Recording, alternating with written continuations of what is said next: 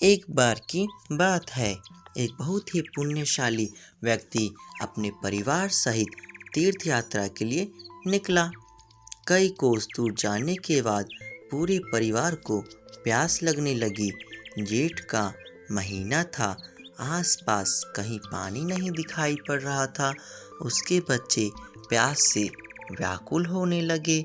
समझ नहीं आ रहा था कि वो क्या करे। अपने साथ लेकर चलने वाला पानी भी समाप्त हो चुका था। एक समय ऐसा आया कि उसे भगवान से प्रार्थना करनी पड़ी कि हे प्रभु, अब आप ही कुछ करो मालिक। इतने में उसे कुछ दूर एक साधु तप करता हुआ नजर आए।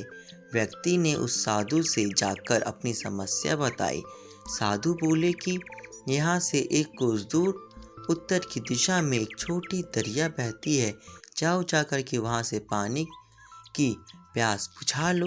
साधु की बात सुनकर के उसे बड़ी प्रशंसा हुई और वह खुशी से वहाँ से निकल पड़ा। उसने साधु को धन्यवाद बोला और पत्नी एवं बच्चों की स्थिति नाजुक होने के कारण वहीं रुकने के लिए बोलकर वहाँ से खुद पानी के लिए चल पड़ा। जब वह दरिया से पानी लेकर लौट रहा था तो उसे रास्ते में 5 व्यक्ति मिले जो अत्यंत प्यासे थे। पुण्य आत्मा को उन 5 व्यक्तियों की प्यास देखी नहीं गई और अपना सारा पानी उन प्यासों को पिला दिया।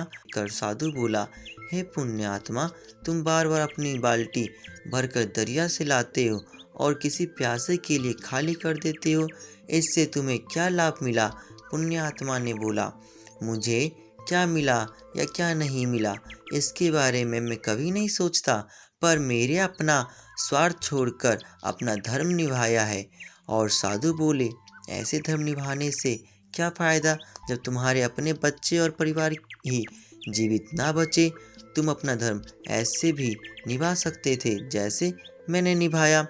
पुण्य आत्मा ने पूछा कि कैसे महाराज? साधु बोले, मैंने तुम्हें दरिया से पानी लाकर देने के बजाय दरिया का रास्ता ही बता दिया था। तुम्हें भी उन सभी प्यासों को दरिया का रास्ता बता देना चाहिए था ताकि तुम्हारी भी प्यास मिट जाए और अन्य प्यासे लोगों की भी। फिर किसी को अपनी बाल्टी खाली करने की ज़रूरत नहीं होती। इतना कहकर साधु अंतर्ध्यान हो गए।